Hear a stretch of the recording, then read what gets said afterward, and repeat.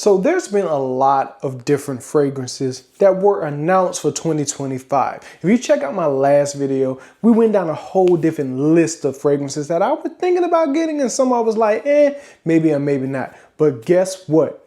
We finally got our first new fragrance of the year in.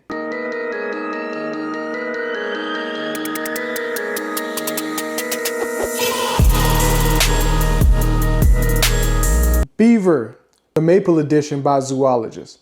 And we are here to talk about it. If you haven't already subscribed to the channel, go ahead and subscribe. Make sure that you like, share, and comment.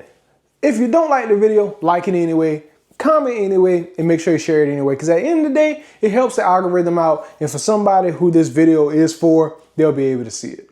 The highly anticipated Beaver Maple Edition by Zoologist. And as you can see, Zoologist has changed up their bottles. There's a little bit of controversy in the bottle change, but to be honest with you, I actually do like this bottle. But I can understand for certain ones like Squid and Tyrannus Rex, and well, T-Rex, and some other Zoologist fragrances, the other bottle may suit it a little bit more. But for this Beaver right here, I think this is perfect.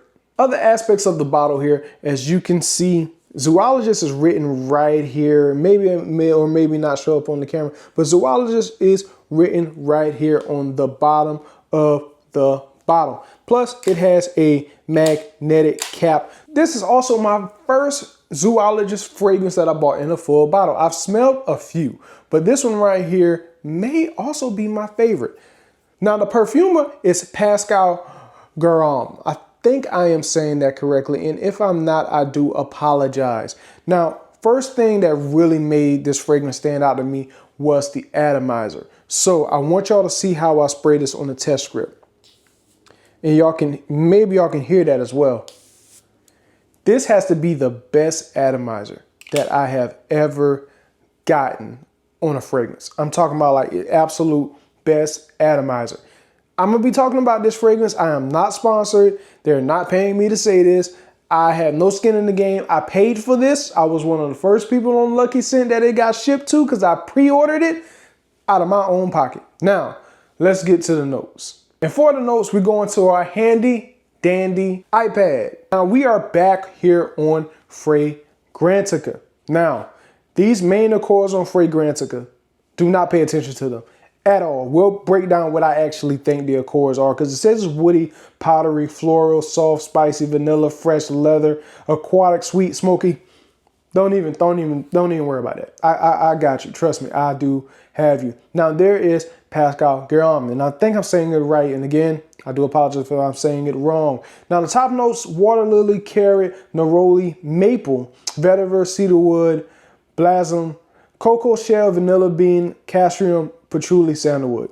Most of those notes I do not get from spraying this on skin and the test strip. Now, what some people are saying about the longevity in the sillage, well, sillage, I actually kind of agree with. The longevity we're going to talk about because I've actually wore it today, and the sillage is pretty much on point. It's very skin reliant. I got really that moderate to strong, and it is unisex, but I really would say that this leans to the masculine side of the house.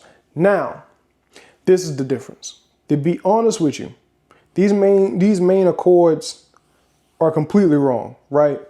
I would say yes, the woody checks out. The powdery, no. The floral, no. The soft spicy, I can kind of see that. The vanilla, sure. The fresh, sure. The leather, no. Aquatic, no. Sweet, no. Spicy, no. So, well, smoky, no. All that at the bottom is not there. Really what this is a woody, soft, spicy, vanilla, honey style fragrance with, honestly, with that castrium that gives it that animalistic type of feel. You know, that's what those accords are. Now, when it comes to these notes, and I always say for you to take Fragrantica with a grain of salt. With this one, a big grain of salt. So I have it on skin and on paper. You're not getting the water lily. You're not getting the carrot. You're not getting the neroli. This maple, I'm gonna put a question mark here, is really honey. That's really what that maple is. You get a little bit of the vetiver, so that checks out. You get the cedarwood, that checks out. The Blossom, you can go ahead and exit that out. Some cocoa shell, no, you don't get that. Really, that cocoa shell should really be replaced with oak. That's really what that cocoa shell should be. The vanilla, yes. The castrium, yes. The patchouli, yes. And the sandalwood, yes. But this is what I think is also in this fragrance. Because when I get it on a test strip and I get it on skin, this is what I also get with this. I get a liqueur note. Something like a nice cognac. That's what I also get on the top note on this. Now, what this fragrance does is that this fragrance transforms. And what I mean by this fragrance transform is that when I put it on paper, it pretty much stayed very, very linear for the most part, even after about an hour of actually smelling it. I know this is a fresh script, but I got one from earlier that was a few hours later and it still smells very linear, but on skin. The first thing you're gonna get is that blast of like a honey, but more of a honeycomb on top of an oak tree. That's the first thing that you're going to get. That's going to stick around for roughly 10, 15 minutes, and then it changes. It changes into something kind of like a masculine cedar with a little tad bit of sweetness, like a vanilla bean, maybe a bourbon vanilla type of deal. That's the one that you're going to really get your nose on when it comes to smelling this fragrance. One thing that I do love about this right here is that when I smelled the original Beaver, because the original Beaver was very, very animal-like. Kind of even came off like some butt, if you get what I'm saying. But this one right here really round out a lot of the nuances into this fragrance. Comfortable bottle as well. But I gotta say that they really did a great job putting this together. And the reason being is because not only did it morph into that masculine cedar, it got very fresh at about hour 3.5, hour 4. It got a little bit freshness, like I can wear this in a higher heat type of situation, you know, going into something a little bit more humidity, like I'm down here in the South, so the humidity can be a little bit much. This right here, I can actually see myself wearing in a semi-cooler summer night, maybe like a summer night in the high 70s. I think I can rock this. Definitely for the spring, definitely for the winter. The summer, high heat summer, especially in the South, I may think that it may be a little bit rough when it comes to the beginning, but it freshens up over time. Now, for the longevity of this fragrance, I put this on Eastern Standard Time at about 2:45, and right now is the time of me making this video. It is now 9:07, so it's been roughly 6 hours and it's borderline a skin scent, like it's almost gone. So you're sitting at about a longevity of roughly 6 hours, give or take. My skin was dry, so take that about that extra hour if you moisturize your skin. I put it on different points of the skin. I put it here, wash my hands a few times, put it in my inner elbows, and I put it on this shirt. Now, it is no longer on this shirt. Just being honest with you, it is no longer on this shirt. I know some fragrances like other fabrics than others. It is still, like I said, it's still barely on the skin. Right now, it's barely a skin scent, barely faded. So I would say that this right here checks out on what people says in Fragrantica on the longevity of it. This is not a screamer.